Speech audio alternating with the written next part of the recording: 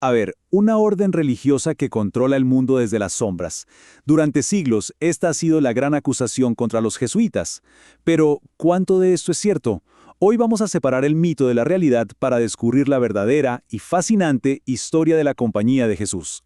La imagen es súper potente, ¿no? Los titiriteros moviendo los hilos detrás del trono, susurrando al oído de los reyes, controlándolo todo. Esa es la caricatura que ha definido y también perseguido a los jesuitas por muchísimo tiempo. Pero, ¿es así de simple? Vamos a investigar un poco más, porque la verdad es que cuando dejamos de lado las teorías de conspiración, encontramos una historia mucho, pero mucho más interesante sobre el conocimiento, la lealtad y lo que de verdad significa tener poder. Ok, para entender a los jesuitas, primero hay que ir al principio, a su origen. No nacieron de la nada, sino como una respuesta súper innovadora a una de las mayores crisis de la historia de Europa. Viajemos a 1540. Europa está literalmente en llamas. La Reforma Protestante amenaza con partir en dos a la Iglesia Católica. Y en medio de todo este caos, un exmilitar, Ignacio de Loyola, tiene una idea radical: crear una nueva orden religiosa. Pero ojo, no para rezar encerrados en un monasterio, sino para salir al mundo a dar la batalla en el campo de las ideas. Y aquí está la diferencia clave. Por un lado teníamos a las órdenes de siempre, buscando a Dios en la paz y el aislamiento. Y por otro, a los jesuitas, que fueron diseñados para ser como una fuerza de choque, una fuerza intelectual y espiritual justo en el corazón de la sociedad, en las cortes, en las universidades y hasta en las fronteras más lejanas del mundo conocido. Entonces, ¿cómo se creaba esta élite? Bueno, con uno de los entrenamientos más rigurosos que se puedan imaginar. Estamos hablando de más de 10 años estudiando filosofía, ciencias, teología. El objetivo no era tener muchísimos miembros, sino tener a los mejores. Era una mezcla de disciplina casi militar con una brillantez académica fuera de serie. Y aquí llegamos a su arma secreta, el cuarto voto. Porque además de los votos de pobreza, castidad y obediencia, los jesuitas hacían un juramento especial de lealtad directa y absoluta al Papa. ¿Qué significa esto? Pues que se convertían básicamente en las fuerzas especiales del pontífice, listos para ir a donde fuera, a cualquier parte del mundo sin pedirle permiso a nadie más. Claro, este modelo de poder y lealtad sin fronteras no tardaría en chocar, y chocar de frente, con la fuerza más poderosa de la época, los reyes y sus nuevos estados-nación.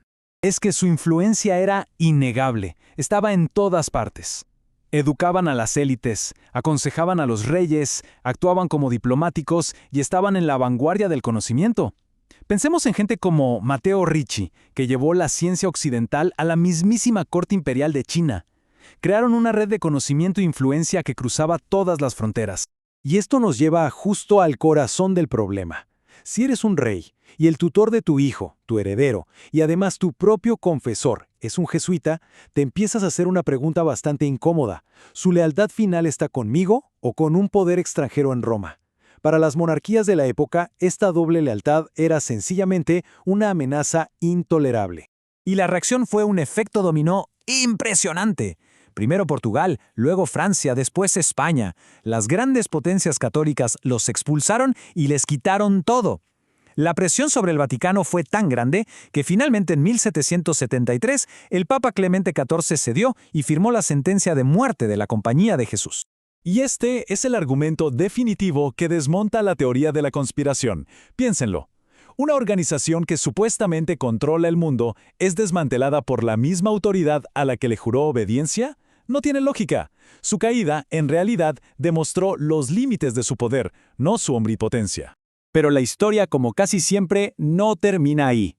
En 1814, la orden fue restaurada. Y su regreso se enfocaría en su fortaleza original, pero con una nueva mirada.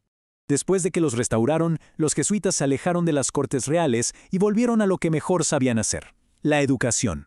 Construyeron una red global de universidades de élite, como Georgetown en Estados Unidos o Sofía en Japón, y así moldearon a las futuras generaciones de líderes, ya no desde el confesionario, sino desde el salón de clases. Y entonces, en 2013, la historia da un giro que parece de película. Por primera vez en la historia, un jesuita, Jorge Mario Bergoglio, es elegido papa. Hay que detenerse a pensar en la ironía. La orden que un papa había disuelto, ahora veía a uno de los suyos convertirse en el Papa Francisco, sentado en ese mismo trono.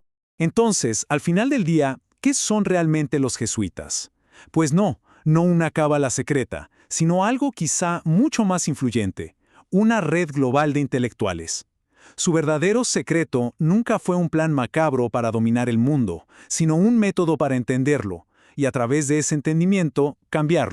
Y al final, toda esta historia de los jesuitas nos deja con una pregunta que es súper actual.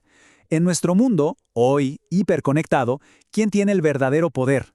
¿Los gobiernos con sus fronteras y ejércitos? ¿O las redes de conocimiento o de información que no conocen ninguna frontera? La respuesta quizá sigue abierta a debate.